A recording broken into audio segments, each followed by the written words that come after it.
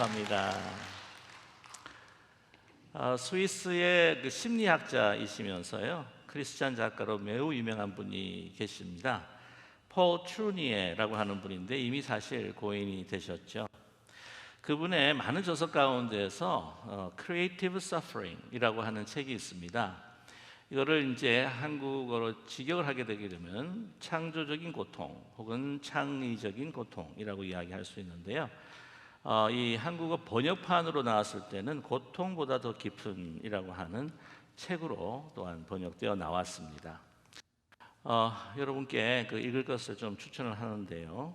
아무튼 그 안에 이 닥터 피에르 렌스니크라고 하는 박사님의 글을 인용한 부분이 있습니다. 그래서 그 타이틀이 뭐냐면은 Orphans Lead the World, 고아가 세계를 인도한다라고 하는 부분이죠. 렌치니크 박사님이 세계 역사에 영향력을 미친 그 인물들, 위대한 인물들을 이제 조사하기를 시작했는데요. 그들의 일대기를 읽으면서 참 놀라운 발견을 하게 됩니다. 그 세계 리더들, 그 부모가 없는 고아였거나 편모 아니면 편부스라에서 양육을 받았다는 것이죠. 거의 300명에 가까운 세계적인 인물들이 그런 공통성을 가지고 있는데, 여러분께서 너무 잘 아시는 이 알렉산더 대왕, 줄리어스 시저, 조지 워싱턴, 나폴레온, 빅토리아 여왕 등등이 있다고 합니다. 그래서 이 심리학자였던 폴 트루니에 박사는 비슷한 결론을 내리고 있죠. 인간의 고통과 시련이 결코 우리를 망하게 하는 것이 아니다. 이 시련과 역경이라고 하는 것은 우리의 삶에 참으로 신비한 이 부분인데, 우리를 성숙해 하는 도구로 사용된다라고 결론을 내립니다. 근데 여기서 참 중요한 것은 무엇이냐면 그 시련과 역경을 받는 사람이 어떻게 반응하느냐, 그것이 제일 중요하다라고 이렇게 말하고 있습니다. 오늘 야고보서 기자는 오늘 2절 본문 말씀에서 이 시련과 역경을 우리가 어떻게 반응해야 할 건가, 어떻게 받아들여야 할 건가라고 하는 것을 말씀해 주고 있습니다. 우리 2절 말씀 보게 되면 내 형제들아, 너희가 여러 가지 시험을 만나거든 온전히 기쁘게 여기라 라고 말씀하고 있죠. 여러 시험을 만나게 되면 우리 반응 먼저 뭐냐면 기쁘게 여기라 라고 하는 것입니다. 사실 그 일반적인 우리의 경험으로는 참 받아들이기가 쉽지가 않습니다. 좀 또 이상한 것 같아요. 아니 이제 고통과 시련이 오는데 어떻게 그게 기쁠 수가 있는가, 무슨 좀 그 가학적인 정신질환이 있는 것은 아닌가라고 이렇게 의문을 가질 수도 있겠죠. 이 고통과 시련이라고 하는 거 이 좋아하는 사람이 없습니다. 특별히 우리 믿는 사람도 예수님을 잘 믿으면 이런 시련이 없이 그냥 만사형통, 그냥 무사태평 할 수 있지 않겠나라고 하면서 그렇게 간절히 기도하지 않습니까? 이 시험이 올 때 어떻게 우리가 기뻐할 수가 있겠는가 무슨 생각이 듭니다. 보통 보편적으로 보면 이 시련이 오게 되게 되면요, 이것에 대해서 또 대처하는 여러 가지 모습들을 발견하게 되는데, 이 시련과 역경이 이제 오게 되게 되면은 좀 피하려고 하죠. 피하려고 합니다. 삶이 불편해지고 힘들어지고 막 짜증나고 고통스러운 거죠. 여기서 한 가지 또 언급해 드려야 될 것은, 오늘 여러 가지 시험이라 그랬는데 여러분께 좀 더 이 바른 이해를 위해서 이 시험이라고 할 때 페이라스모이스라고 하는 헬라 단어를 사용하는데, 이거는 어떤 그 테스트 시험보다는 시련, 역경이라고 하는 말이에요. 아무튼 우리는 시련을 원치 않습니다. 피하고 싶잖아요. 너무 불편하고 힘들고 짜증나고 나중에는 고통스러운데 이제 패배감, 무력감에 우리가 시달리기 때문에 너무 싫습니다. 어떻게 하면 피하든지 아니면 좀 그냥 빨리 샥 하고 우리를 지나가고 얼마나 좋겠는가 하는 생각이죠. 그것은 우리 남녀노소를 불문하고 다 비슷한 생각일 겁니다. 그런 감정일 겁니다. 그 박물관에서 일하시는 분의 이야기인데, 이게 실제 있었던 이야기예요. 주말마다 도자기 체험을 위해서 이제 이 사람들이 오게 되게 되면은 이게 주물했던 이 도자기에다가 이제 그림이나 글을 쓰게 합니다. 그래서 이제 오븐에 그 하루에 이제 구워 가지고 이거 택배로 해서 집으로 이제 배송하는 그런 프로그램들이 있었어요. 그런데 한 번은 한 아주머니가 이 두 아들을 데리고 왔는데 이 한 아이는 초등학교 2학년생, 또 그 형은 초등학교 4학년생이었어요. 그래서 그 애들에게 이제 설명을 하는 겁니다. 접시, 이제 초벌한 접시를 주고 너희들이 그리고 싶은 그림이나 글을 써라. 그러면 이거 다 잘 구워가지고 이제 보내주겠다 그런 것이죠.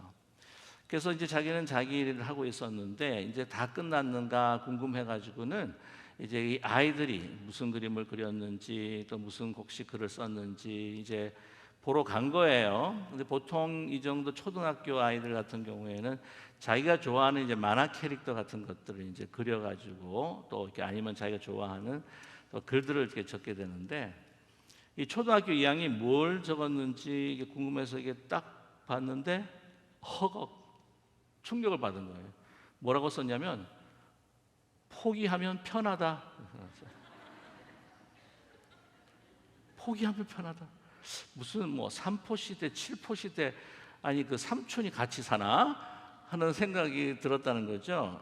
그래도 이 4학년 형은 좀 낫겠지 싶어가지고 뭐를 썼나 하고 이렇게 딱 봤는데 더 깜짝 놀란 겁니다. 뭐라고 썼냐면 로또 외에는 답이 없다 그랬어요. 로또 외에는 답이 없다. 이거 약간 삶을 포기한 거 아닌가 하는 생각이 들 정도라고 하는 거죠. 근데 여러분 포기하면요 편해요. 공부에 스트레스 쌓이고 막 시련이 오게 되면 그냥 포기해버리면 편하죠. 직장 생활이 얼마나 힘들고 스트레스와 시련이 많습니까? 그냥 그만두면 돼요. 목회도 막 스트레스 쌓이고 힘들면 그냥 그만두면 편해요. 여러분 육아가 너무 힘든 거 알고 있습니다. 그러면 그냥 간단한 거죠. 그냥 그만두면 편한 겁니다. 그러나 그 후에 올 기쁨, 그 후에 올 나에게 주어지는 어떤 귀한 보상들 그런 것들은 생각하지 말아야 되는 거죠. 하지만 그 후회가 더 큰 일이죠.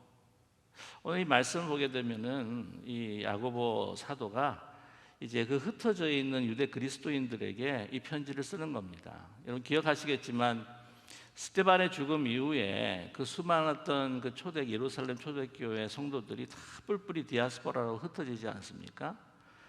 그러는 가운데에 이 사람들이 또 그 곳에 가서 또 복음을 전합니다.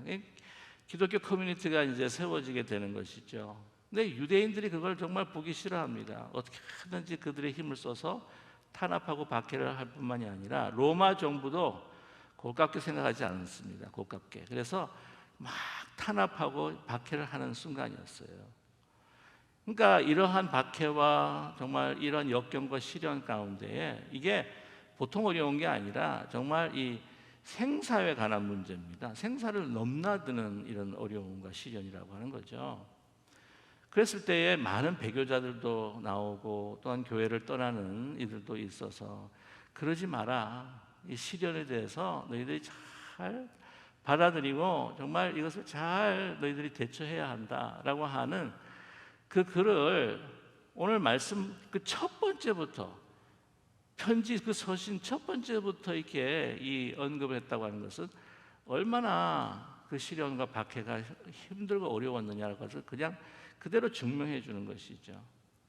그런데 이 시련과 박해 가운데서 그냥 신앙을 버리면 그냥 편한 거예요. 신앙을 버려버리면 박해도 없습니다. 시련도 없습니다. 그러나 문제는 영생을 포기하는 것이겠죠. 시련이 닥쳐올 때에 이제 또 한 가지 그 반응이라고 하는 것은 또 이렇게 막 포기하면서 그냥 막 사는 가운데 또 어려움이 또 닥치지 않겠습니까? 피할 수 없는 어려움. 그러면 그 고통을 어떻게 감수할 수가 없어서, 감내할 수가 없어서 그것을 줄여보고자 이 모든 이 책임 전가를 다른 사람에게 하는 거예요. 내 형제, 그다음에 우리 부모님들. 그러니까 부모님들, 아니 내 주위에 있는 사람들 보니까 막 금수저로 그냥 편안하게 살고 아주 멋들어지게 사는데 난 무슨 이 mol고의 꼴이냐. 응? 막 희망 고문에 막 지쳐가지고 이제는 포기하고 살아가는데 내 이 모습, 이 내 잘못이 아니라 이 부모님들이. 그래서 그런 이야기도 있잖아요. 왜 어머니 왜 나를 낳으셨나요? 그러다가 하나님을 원망하게 되죠. 하나님은 없다. 하나님 나를 저버리고 말았다. 시련이 닥쳐올 때 삶이 불편하고 힘들어지고 짜증나고 패배감과 무력감으로 고통스러울 때 이렇게 대상을 찾다가 이제는 어떻게 해요? 또 자포자기하면서 술 마시고 약 먹고 취하고 죽지 못해 살아가는 처참한 인생으로 전락하게 되고 마는 것이죠. 그러나 야고보 사도는 그렇게 말씀합니다. 여러 시험을 당하거든 그 만나거든 기쁘게 여기라 라고 말씀하고 있죠. 여기 말씀 가운데서 우리가 기쁘게 여길 수 있는, 기쁘게 받아들일 수 있는 여기 비결이 오늘 말씀 가운데 있습니다. 그것은 뭐냐면 여기라고 하는 단어예요. 그 영어 성경 같은 경우에는 count it all joy라고 이렇게 번역을 했는데 원래 헬라 원어는 이 count라고 하는 거, 여긴다라고 하는 말은 헤데사스테라고 하는 말이에요. 헤데사스테. 이것은 이 카운트하면 막 셈을 세는 거 아니에요, 그죠? 우리의 머리를 사용해서 셈을 세는 건데 헤데사스테라고 하는 것은 묵상하는, 깊이 생각하고 또한 묵상하는 것입니다. 자, 여기서 중요한 것이 뭐냐면요, 이 묵상한다고 하는 반응이에요. 우리가 살아가면서 이 환경 변화의 그 자극이 우리에게 들어올 때에 우리는 사실 이 두 가지 정도로 우리가 대처를 하게 됩니다. 뭐냐면은 그 이 자극이 딱 들어왔을 때에 그냥 바로 반응하는, 그게 반사적이라고 그렇게 이야기를 하잖아요. 영어로는 reactionary라고 합니다. reaction. 그냥 딱 오면 딱 하고 반사하는 거. 그런데 또 한 가지 대처 방법은 뭐냐면 이 반사가 아니라 소위 response. 이게 반응적인 대응을 하는 거예요. 반응적. 예를 들자면 버스를 타셨는데 누가 발을 확 하고 밟았어요. 그러면은 이 반사적인 반응은 어떤 거냐면 어떤 겁니까? 아야 해놓고 그 사람을 눈을 부리면서 그 사람을 바라보면서 죄송합니다. 좀 유하게 표현하면 눈가를 어디다 뜨고 다니는 거야? 하고 이렇게 소리를 지르겠죠. 저번 심한 경우는 멱살을 딱 잡고 병원 가자. 부러졌는지 한번 촬영해 보자. 막 멱살을 잡을 수도 있는 거죠. 이 아픔을 통해서 기분이 확 나쁜 겁니다. 바로 반사적으로 나오는 거예요. 근데 이제 반응적이다, response다라고 하는 것은 밟았어요. 그러면 아야!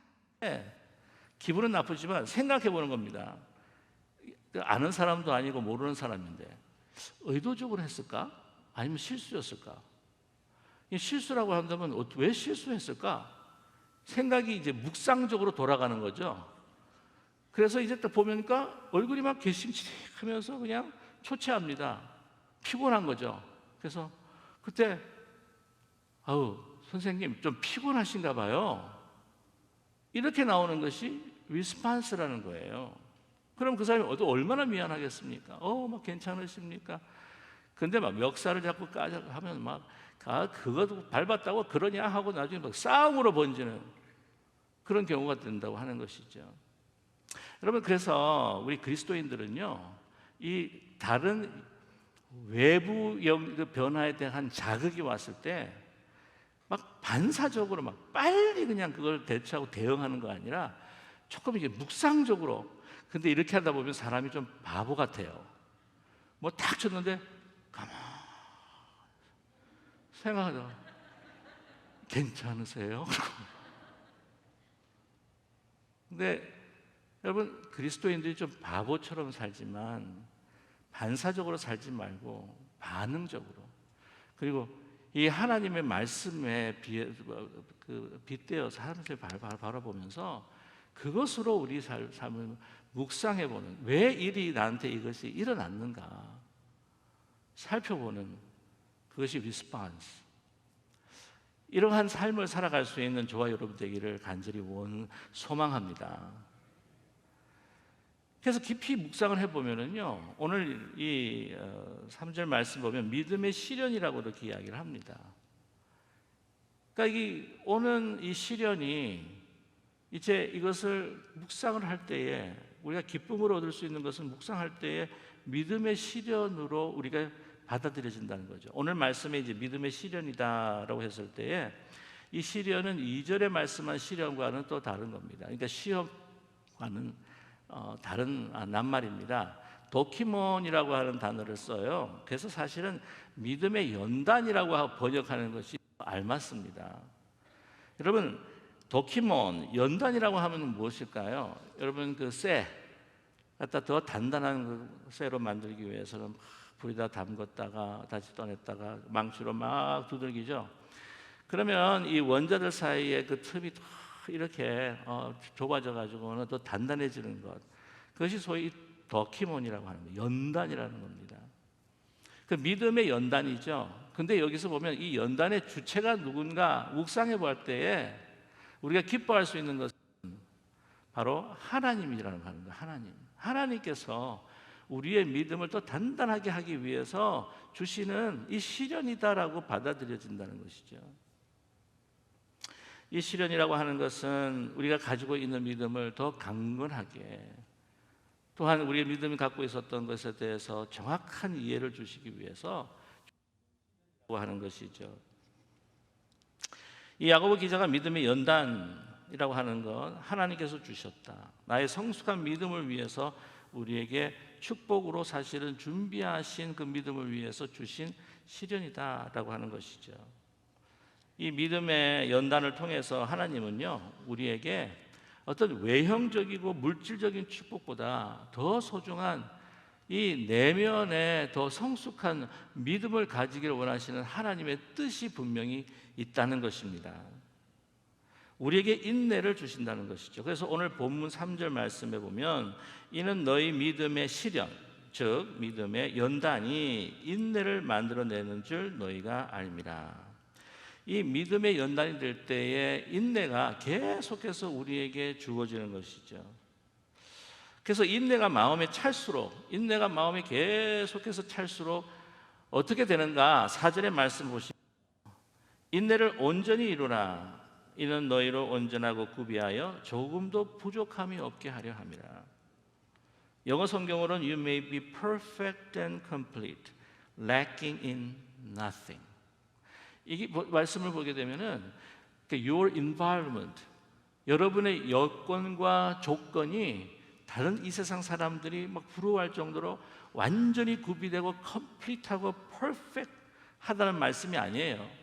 너가 그렇다는 거예요. 너가 네 존재가, 너의 내면이, 그리고 모든 나의 삶의 여건과 조건에 너무나 풍성해 모든 것들을 다 가질 수 있도록 풍성하기 때문에 I'm not lacking anything, 내가 부족함이 없다가 아니에요. 오늘 말씀 보면 You may be lacking in nothing, 주위에 아무것도 없다. 여건이 힘들고 어렵다고 할지라도, 네가 가난하다고 할지라도, 병들고 연약하다고 할지라도 여호와는 나의 목자시니 내게 부족함이 없으리로다. 그렇게 고백할 수 있는 믿음의 사람이 되기를 주님께서, 하나님께서 이 시련을 통해서 우리를 연단시키신다니까요. 여러분 동의하십니까? 아니 믿으십니까? 그래서 인내라고 하는 것은요, 이 믿음이 더 강건해질 수 있도록, 그래서 여러분 잘 한번 들어보세요. 인내는 인격화된 믿음이다. 또한 하나님을 신뢰하는 성품이다. 이 인내하고 그 연단을 받아들이고 이 시련 속에서 또 인내하면서 이 믿음이 자라질 때 이 믿음이 흔들리지 않는, 어떤 외부의 자극이나 어떤 변화, 내가 소유하고 있었던 모든 자랑했다 참 풍성하고 즐겨했던 것들이 다 상실된다고 할지라도 그 안에 내면에 있는 믿음이 인내로 인해서 정말 이 성품화가 돼가지고 흔들리지를 않는 거예요.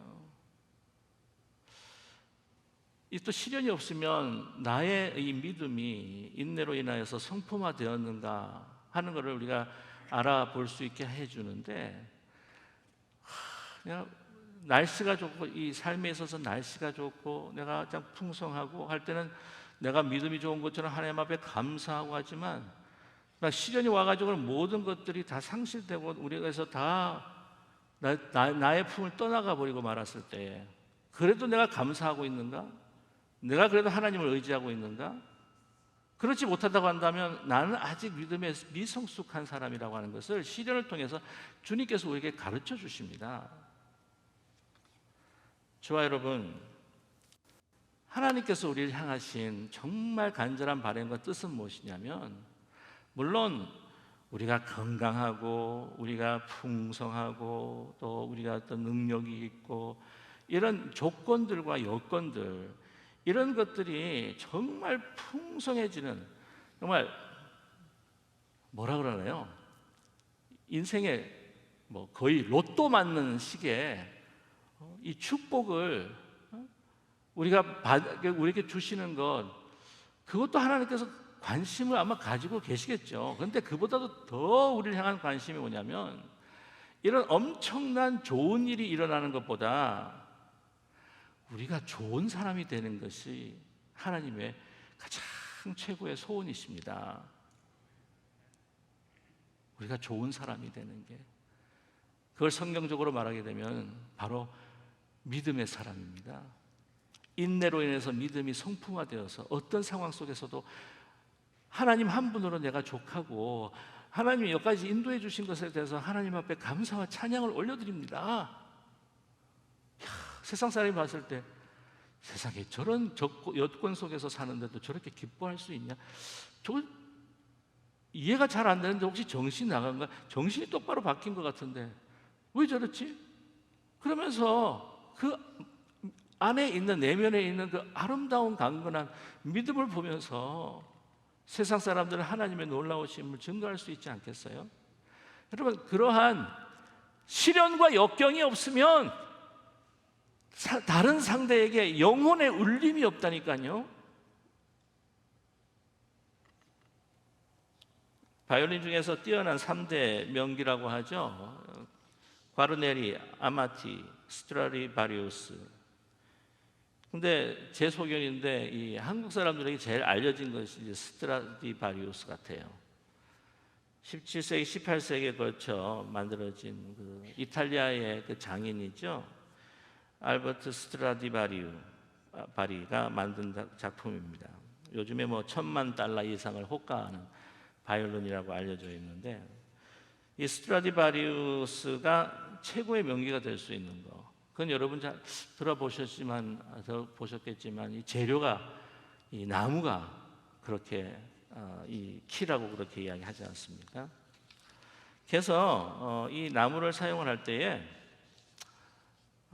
이 가문비 나무를 사용한다고 그래요. 그래서 이 스트라디바리가 이 알프스에서 자라나고 있는 막 눈보라, 막 거기에 막 그 추위를 막 견뎌내었던 가문비 나무를 이제 발견을 해가지고는 그거를 잘라가지고 이제 오게 되는데, 이게 베니스강 하류 운반되어 가지고 더위와 추위를 곤고한 연단을 받게 되고요. 또한 그 나무를 이제 건져 가지고는 이제 잘라 가지고 이제 그 오븐에 넣어서 낮은 온도에 굽는다고 합니다. 그런 다음에 구운 나무를 모래밭 깊이 파묻고 2-3년을 또 기다린대요. 그래서 이런 복잡한 시련 연단을 과정을 거친 그 나무가, 그 바이올린이 본래 이제 온도, 습도, 이게 굉장히 예민해 가지고는 잘못하면 이게 이 스트링의 색깔도 막 달라지고 한다는데, 이런 나무를 사용을 할 때에 이 온도의 변화에도 잘 견딘다는 거예요. 여러분, 날카로운 모래 아래 시련이 없으면 조개 안에 영롱한 진주를 우리가 발견하지 못하듯이, 영혼의 울림이 있기 위해서는 천상의 그 하나님의 진리와 은혜의 천상의 그 소리, 그 복음의 소리를 이 세상에 전하기 위해서는 우리의 삶의 시련과 역경이 필요하다는 겁니다. 그것을 통해서 우리의 믿음의 연단이 있고 우리의 그 믿음의 성품화가 되어서 우리가 하나님의 천상의 소리를 울리는 악기가 된다는 거예요.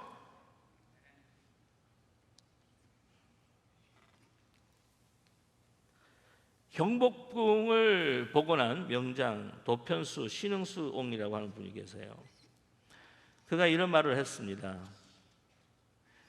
궁궐에 대들보로 쓸 수 있는 소나무 중에 최고는 높은 산에서 자란 적송이다. 적송은 나이테가 좁고 속살은 붉다. 나이테가 넓으면 쉽게 자란 나무여서 속살이 하얗고 무르고 쉽게 갈라지고 비틀어진다. 추운 겨울에 눈보라와 험한 비바람을 맞으며 자란 적송이라야 강철같이 단단하고 올곧다. 사람도 이와 같다. 야고보 사도가 이 야고보서를 통해서 이 그리스도인들에게 이 말씀을 전하면서 너희가 여러 시험을 만나거든 기쁘게 여기라. 정말 이 믿음의 그 시련이, 그 연단이 너를 하여금 인내케 하고 그 인내를 통해서 정말 하나님 앞에 드려질 수 있는 아름다운, 정말 그 내면이 너무나도 강건하고 아름다운 사람이 될 수 있다라고 하는 것을 우리에게 말씀해 주고 있습니다. 그런 말씀을 따라서 살았던 우리 그리스도인들, 초대 그리스도인들, 그들에 대한 기록을 우리가 발견할 수가 있는데 2세기경에 기독교를 이교 및 유대교와 대조한 문서 디오그네투스에게 보낸 서신이라고 하는 글에 이 초대교회, 흩어져 있는 그 초대교회 사람들의 삶을 그린 기록이 있습니다. 제가 읽어드릴게요. 제가 언제 한번 읽어드린 적이 있는 기억이 있는데 제가 이 글을 참 좋아합니다. 그래서 여러분께 다시 한번 읽어드리고자 합니다. 그리스도인들은 자기 나라에서 살지만 그냥 객지에 머무는 체류자들처럼, 거류민들처럼 산다. 남들과 똑같이 시민으로서의 의무를 분담하면서도 체류자들이 겪는 상황을 고스란히 참아낸다. 육체를 입고 살지만 육체를 따라 살지 않는다. 지상에서 세월을 보내지만 천상의 시민들이다. 그리스도인들은 규정된 법을 준수하는 동시에 법을 능가하는 생활을 한다. 모든 사람을 사랑하고 모든 사람에게 박해를 받는다. 제대로 알려지지 않은 채 비난을 받는다. 그들은 죽임을 당하지만 그럼에도 불구하고 산다. 가난하지만 많은 사람을 부욕해 한다. 모든 것이 부족하지만 매사에 넉넉히 지낸다. 불명예를 당하지만 그런 상황에서도 칭송을 받는다. 욕을 먹어도 복을 빈다. 모욕을 당해도 정중한 태도로 갚는다. 의를 행하면서도 행악자로 처벌을 받는다. 처벌을 받을 때에도 기쁨을 잃지 않는다. 하지만 그리스도인들을 미워하는 사람들은 왜 그렇게 미워하는 이유를 대지 못한다 라고 하는 글이죠. 그러나 그의 삶들을 통해서 정말 시련과 역경을 이 기쁨으로, 믿음으로 이겨낸 사람들, 정말 스트라디바리우스와 같은 천상의 소리로 하나님의 진리와 은혜를 전할 때에 믿지 않는 사람도 그들의 영혼의 울림으로 인하여서 주님 앞에 나올 수 있는 놀라운 그 초대교회 역사를 우리가 알고 있지 않습니까? 저와 여러분, 우리가 하나님께서 축복 주시어서 정말 시련보다는 인생의 로또까지는 아니지만 너무나도 축복된 좋은 일들이 일어나기를 우리가 간절히 바랄 때가 많겠지만, 그리고 이 시련과 역경이 안 왔으면 좋겠다, 와도 그냥 빨리 지나가 버렸으면 좋겠다 라고 하는 혹시 마음을 갖고 계신지 모릅니다. 그러나 하나님은 우리를 향해서 간절한 바람이 계세요. 이 시련과 역경을 통해서 이 스트라디바리우스와 같은 정말 아름다운 하나님의 그 천상의 이 진리와 그 은혜, 그 사랑과 그 축복의 소리를, 그 복음의 소리를 우리의 삶을 통해서 다른 사람들에게 그 마음에 울려질 수 있도록 시련과 역경을 통해서 저와 여러분을 이끌어가 주시고 우리를 세워주신다고 하는 그 믿음을 확신하는 저와 여러분 되기를 간절히 축복합니다. 기도하겠습니다.